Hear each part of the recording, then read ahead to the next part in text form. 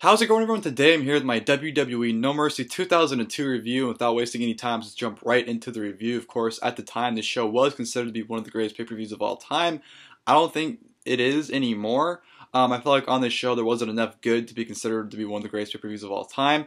However, I do think it is a great pay-per-view still, and it does have two of the greatest matches of all time. You know, of course, that amazing tag team match as well as arguably the greatest Hell in a Cell of all time. So you do have two amazing matches on the show, but I feel like there wasn't enough good on it to be considered to be great, one of the greatest pay-per-views of all time. I feel like the Raw side was very lackluster. You know, it was quite mediocre. It wasn't really anything good from the Raw side. Where from the SmackDown side, though, you did get a lot of great stuff, and like I said, you have two amazing matches coming out of it as well. So the SmackDown side really makes up for Raw's lackluster portion on the show. So great pay-per-view. I just don't think it's considered one of the greatest of all time, if you ask me. But the show did kick off with the World Tag Team Championship match.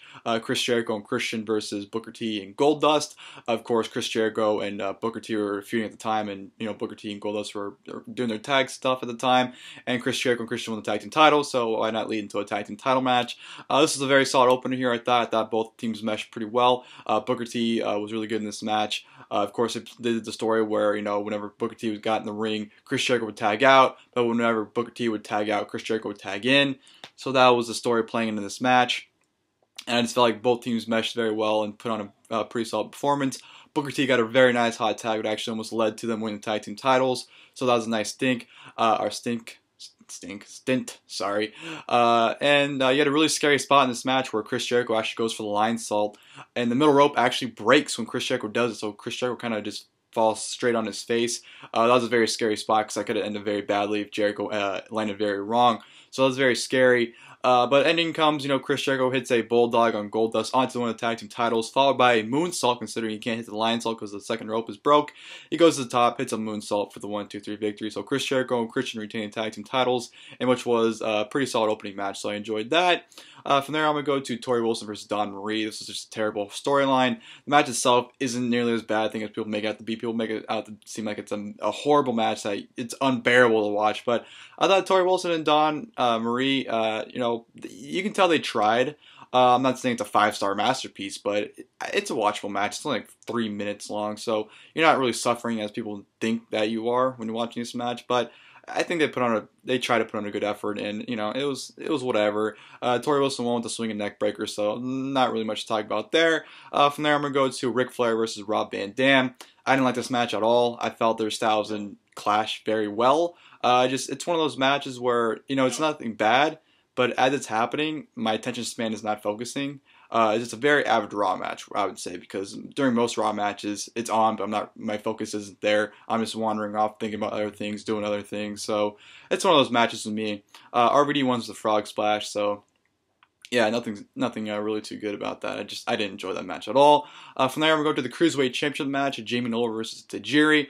I thought this was a very good match. I think both men went out there and had a really fun match. Fast-paced action, high impact, as Taz would say. So you had really good stuff between both of them. It wasn't really a dull moment besides maybe a rest hold or two. But even when those rest holds were applied, they didn't last very long. So I just thought that those two went out there and had a really good, fun cruiserweight match. Nydia played a great role ringside as well, but actually led into the finish. Tajiri ended up, coming very close to winning the title. A handful of times in this match, which was pretty exciting because there were some exciting near falls that you thought Tajiri or Jamie Noble were going to win. Ending came with Nydia actually tripping Jamie Noble into a victory roll for the 1-2-3. So Jamie Noble defeats Tajiri to retain the Cruiserweight Championship in a very fun match. Pretty good aftermath as well, with Tajiri just being pissed at Nydia for costing the match, but instead of striking her, he actually kisses her instead. And Jamie Noble, instead of hitting Tajiri, actually goes, "This is how a man kisses a woman," and he goes to kiss Nydia, but while he's kissing her, Tajiri hits a buzzsaw kick in the back of the head of Jamie Noble to end the match and segment there. So really good match and a pretty good aftermath as well. Probably the best match on the undercard. So good stuff from them. And then of course we go to the winner take all championship unification match for the World Heavyweight Championship and Intercontinental Championship. Triple H versus Kane. This is just, everything about this is bad. Kane was becoming red hot at the time, and then they did this horrible storyline accusing Kane of murder of Katie Vick, and Triple H fucking Katie Vick's corpse.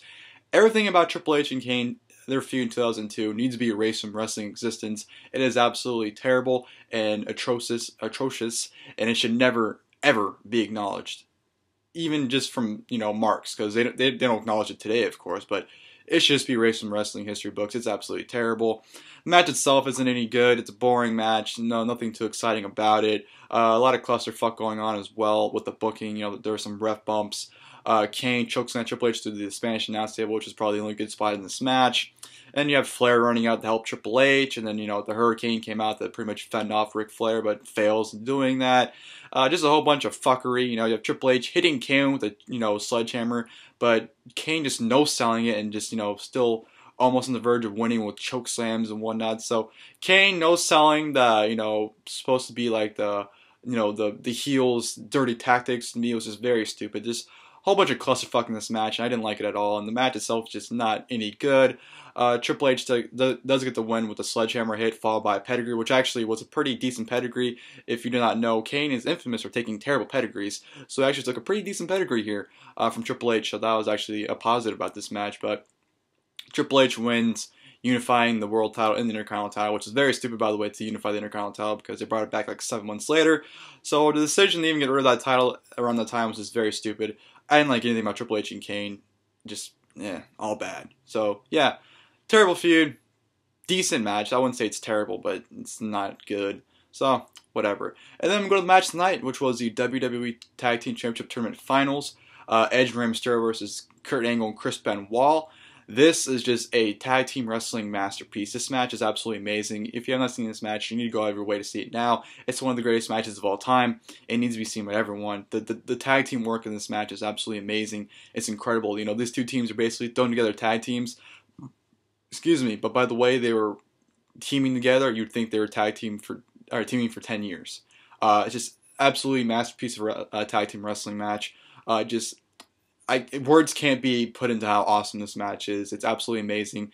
The counters, the tag team maneuvers, the double teaming, everything is just spectacular in this match. It's very, very exciting. Not a dull moment in this match. And the beginning was kind of slow, but it picked up into this amazing tag team match. And if you haven't seen it, you need to go out of the way to see it. Like I said, the tag team tactics were just absolutely amazing. You know, for example, Benoit had Edge in the crossface, and Edge was nearing to the ropes. And while I was doing that, Rey Mysterio comes out of nowhere to 619 on Chris Benoit to get Edge out of the crossface. Absolutely amazing. Or, you know, Rey Mysterio set up Benoit for the splash. You know, Benoit was laying down. Mysterio's going for the splash. Angle comes out of nowhere, jumps over Chris Benoit, grabs Mysterio, throws him into a belly-to-belly off the top rope. Just absolutely superb. Or, you know, Edge catapulting Rey Mysterio up into a hurricane off the top rope on Kurt Angle. Just so many amazing tag team work here from both teams, and just it's a clinic that needs to be seen. It's a classic wrestling match, and words can't be put in how amazing this match is. It definitely needs to be seen if you haven't already. Like I said, I can sit here for 20 minutes putting this match over, but until you see it, my words will not do any justice for this match whatsoever. But ending comes, Angle Benoit submit Mysterio and Edge when Angle has Mysterio tap out to the ankle lock. So just the storytelling, the wrestling, everything about it from start to beginning was absolutely amazing. And you know, all 4 men deserve a round of applause after that amazing performance they put on this match. So fantastic, fantastic match there. And then from there, I'm going to the Women's Championship match, Victoria versus Trish Stratus. This is a very, you know, whatever match. This is definitely very sloppy and very, I don't want to say botchy, but they weren't really communicating all that well. This is definitely around the time where, you know, the women were actually starting to improve, you know, like the Victoria, Trish Stratuses, and Litas. They were actually starting to improve around this time to be, you know, to their, you know, what we know as like the good women's division on Raw around this time. So it was starting to pick up, but this match wasn't the start of it, or it wasn't, you know, a good match by any means. But Trish Stratus wins the roll-up, and Victoria beats her down post-match, so whatever. And then, of course, go to the main event, which was the Hell in a Cell match for the WWE Championship, Brock Lesnar versus The Undertaker. What needs to be said about this match? The show is actually rated TV MA on the network because of how brutal this match is. This match is just amazing. Like I said, arguably the greatest Hell in a Cell match of all time. These two just go out there and beat the hell out of each other, and it's just an absolute bloodbath of a wrestling match. They utilize the cell perfectly. Paul Heyman even played a great role in this match, especially the stuff of him and the Undertaker, where Undertaker actually grabs his tie and keeps smashing him into the cell, busting Paul Heyman open. Just fantastic work from both men. Just an absolute brawl. These two just go out there and beat the hell out of each other. The Undertaker just pouring blood. About half the ring is covered in Undertaker's blood. It's everywhere. You know, Brock Lesnar, of course, does the thing where he, you know, paints the blood on his chest. It's just absolutely awesome moment right there. And then Brock Lesnar defeats the Undertaker with an F5 to retain the championship in an amazing Hell in a Cell match. Just absolutely brutal. Probably one of the most brutal WWE matches of all time. So that's just an awesome match there. But yeah, that ends a great show. You know, like I said, definitely the main event and the tag team title match are must-see matches. The undercard is pretty decent. You know, the Tajiri Jr. Noel match is probably the best match on the undercard.